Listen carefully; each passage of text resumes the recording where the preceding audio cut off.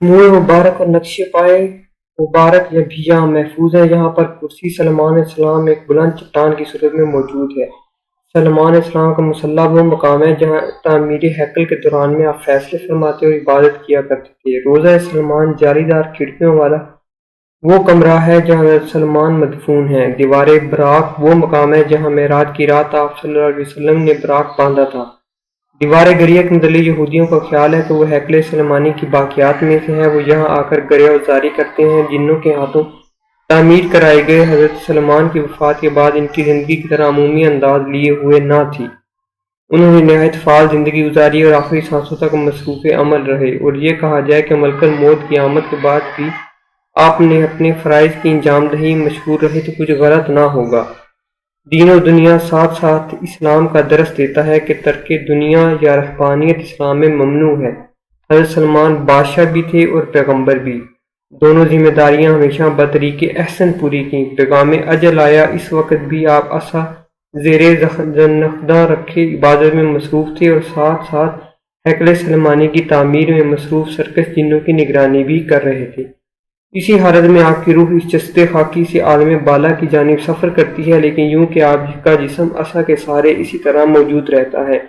जिन्न आपको मसरूफ़ इबादत महसूस करते हैं और अपने तफवीज़ करदा फ़राइज़ बड़ी मुस्तैदी से अंजाम देते रहते हैं। जिन गैब का हाल ना जानते थे, हत्ता के सामने की बात भी इन पर वाज़ेह ना हो सकी। अगर इन्हें वक़्त पर सलमान की वफ़ात का इल्म हो जाता तो तामीर रुक जाती, वो भाग उठते, क्योंकि वो अपनी तमाम तर सरकशी के बावजूद हज़रत सलमान के हुक्म से सरताबी करने की जुर्रत ना करते थे। हज़रत सलमान के रोब दबदबा की वजह से जिन इन्हें आंख भर के देख न सकते थे, फिर बाहर से वो अपने असा के सहारे जमे हुए इबादत में मशगूल दिखाई देते थे। हज़रत सलमान को जिंदा समझकर साल भर तक काम में मसरूफ़ रहे। बैतुल मुक़द्दस की तामीर का काम पाया तकमील को पहुंचा। अल्लाह ताला ने घिन के कीड़े को असा पर मुसल्लत कर दिया। असा गिरी हुई तो हज़रत सलमान का जस्ते खाकी भी ज़मीन पर आ रहा। यूं वो जिन्नात जो गैब का इल्म जानने का दावा करते थे, साल भर तक मुशक्कत में पड़े रहे। मौत की मुद्दत मालूम करने के लिए ये तरीका इख्तियार किया गया कि एक लकड़ी पर दीमक छोड़ी गई तो एक दिन और रात में दीमक ने जितनी लकड़ी को खा लिया, इससे हिसाब लगाया तो मालूम हुआ कि पूरी असा को खोखला करने में इन्हें एक साल लगा होगा।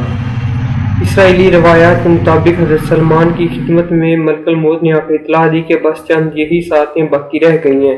हज़रत सलमान इसी ख्याल से कि जिन इस तामीर को नामुकम्मल हालत में ना छोड़ दें, फिर न जाने कौन कब इसे मुकम्मल कराए, आपने जिन्नों का शीशा का एक कमरा बनाने का हुक्म दिया और खुद इस बेदर के कमरे में बंद होकर अपनी असा के सहारे खड़े होकर इबादत में मशगूल हो गए और इसी हालत में आपकी रूह परवाज कर गई। तकरीबन एक साल तक आप यूं ही खड़े रहे। जिन इन्हें इबादत समझकर मसरूफ़ कार रहे। इधर तामीर मुकम्मल हुई, इधर असा को दीमक ने चाट कर खाक कर दिया। हज़रत सलमान ज़मीन पर गिर गए। तब जिन्हों को होश आया तो वो अरसा हुआ इंतकाल कर चुके थे। हज़रत सलमान की आदत थी कि आप अक्सर 2 साल के लिए बैतुल मुक़द्दस में इत्काफ़ किया करते थे। आखिरी मरतबा भी आप बैतुल मुक़द्दस में इबादत में मसरूफ़ थे। रोज़ाना सुबह एक दरख्त उगता, आप इसी से इसका नाम और फ़वाइद दरियाफ़्त फरमाते। वो अपने ख़वाइस और नाम बताया करता था। हज़रत सलमान इस्लाम इसी से काम लेते। एक रोज़ एक दरख्त नमूदार हुआ जिसने अपना नाम खरूबा बताया और काम ये बताया कि मस्जिद की वीरानी मेरा मकसद है। आपने फरमाया, मेरे जीते जी तो ये मकसद वीरान ना होगी। आपने उसे एक वीराने में लगा दिया। सहन मस्जिद में खुद असा के सारे बातें मशगूल होकर दुआ मांगी, खुदाया मेरी मौत की खबर जिन्नात पर ज़ाहिर ना होने दे, ताकि इंसानों को यकीन हो जाए कि जिन्नों को इल्म गैब जानने का दावा झूठा है। अल्लाह ने आपकी दुआ कबूल की। हज़रत सलमान की मौत से इंसानों ने जान लिया कि जिन गैब का इल्म नहीं जानते थे, वरना वो इतनी मुशक्कत क्यों सहती। और यह भी मौजज़ा ही है कि आपकी वफ़ात के 1 साल बाद जिन इसी ख्याल से कि आप इनकी निगरानी कर रहे हैं, तामीर में मसरूफ़ रहे। ज़ाहिर है इमारत बड़ी थी, अजीम शान थी। असल तामीर मुकम्मल होने के बाद भी अरसा तक कोई काम निकल ना आया जिसे पाए तकमील तक पहुँचाना ज़रूरी होता है। आपकी वफ़ात के 1 बरस तक इन्हें किसी कदर नामुकम्मल कामों को मुकम्मल करते रहे। इमाम नसाई से रवायत है कि हुज़ूर ने फरमाया, जब हज़रत सलमान तामीर से फ़ारिग़ हुए तो खुदा की बारगाह में जो दुआएं की वो मकबूल हुई। बैतुल मुक़द्दस की तामीर से फ़ारिग़ होने पर सलमान अलैहिस्सलाम ने बतौर शुक्राना 12,000 गायें, बैल और 20,000 बकरियों की कुर्बानियाँ करके लोगों को दावत आम दी और इस दिन की खुशी मनाई। और सखरत बैतुल मुक़द्दस पर खड़े होकर अल्लाह से ये दुआएं मांगी یا اللہ آپ نے ہی مجھے یہ قوت اور وسائل عطا کیے،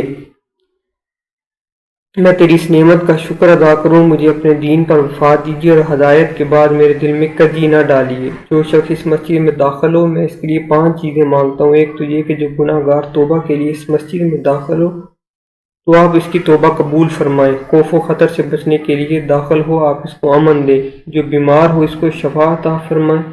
جو فقیر داخل ہو اس کو غنی کر دیں۔ جو اس میں داخل ہو آپ اپنی نظر عنایت اس پر رکھیں۔ حضرت سلمان نے خدا کے عطا کردہ علم و حکمت، بادشاہت و نبوت کی بنا پر قوم یہود کی کایا پلٹ دی اور ان کے تدبر سے ایک عظیم الشان معجزاتی مملکت کا قیام عمل میں آیا۔ حضرت سلمان علیہ السلام کی حکمرانی میں بے شک یہودیوں کا یہ عہد زریں کہلاتا ہے۔ حضرت سلمان علیہ السلام کے دور میں یہودی سلطنت کی وسعت، استحکام و پائیداری اور عظمت عروج پر تھی۔ اسی عہد میں ہیکل تعمیر کیا گیا جو فن تعمیر کا ایک عظیم الشان نمونہ تھا۔ حضرت سلمان کے عہد میں صرف فولاد ہی نہیں دیگر دھاتوں کی صنعت نے بھی بہت ترقی کی۔ چنانچہ ایلا میں تانبا پگھلانے کا ایک بہت بڑا کارخانہ قائم ہوا۔ 40 سال کی حکومت کے بعد 975 قبل مسیح میں حضرت سلمان کا انتقال ہوا۔ وفات کے بعد آپ کا بیٹا رجام تخت نشین ہوا۔ اس نے 17 سال حکومت کی۔ اسرائیلی سلطنت 2 حصوں میں منقسم ہوئی۔ آپس کی چپکلش، خود غرضیوں اور عاقبت نا اندیشیوں نے قوم یہود کو منتشر کر کے رکھ دیا۔ وفات کے وقت آپ کی عمر 53 سال سے کچھ اوپر تھی۔ حضرت سلمان کی وفات اور آپ صلی اللہ علیہ وسلم کی ولادت کے درمیان 1700 یا 1400 سال کا فاصلہ ہے۔ آپ علیہ السلام پر اللہ تعالیٰ کی ان بے شمار نعمتوں کی فراوانی کا ایک سبب یہ بھی تھا کہ آپ خدا کے شکرگزار بندوں میں سے تھے۔ آپ دعا کیا کرتے ہیں، میرے رب مجھے توفیق دے کہ میں تیری ان نعمتوں کا شکر ادا کروں جو تو نے مجھے اور میرے والدین کو عطا کی، اور اس بات کی توفیق دے کہ میں اس سے اچھے اعمال کروں جو تیری رضا کا باعث ہوں، اور مجھے اپنی رحمت کے ساتھ اپنے نیکوکار بندوں میں داخل کر دے۔ اس عظیم الشان سلطنت شاہانہ کروفر اور نبوت کے اعجاز کے بے شمار انعامات و اکرامات سے مالا مال ہونے کے باوجود اور اس اجازت کے وابصف دولت کے صرف کرنے کے سلسلے میں آپ سے کوئی پرسش نہ ہوگی، اللہ تعالیٰ نے انہیں ان کی عبادت اور ریاضت اور شکر گزاری کے سبب نعم العبد یعنی بہت خوب بندے کا لقب عطا کیا۔ اللہ رب العزت ہمیں بھی اپنی شکر گزاری والی زندگی نصیب فرمائے۔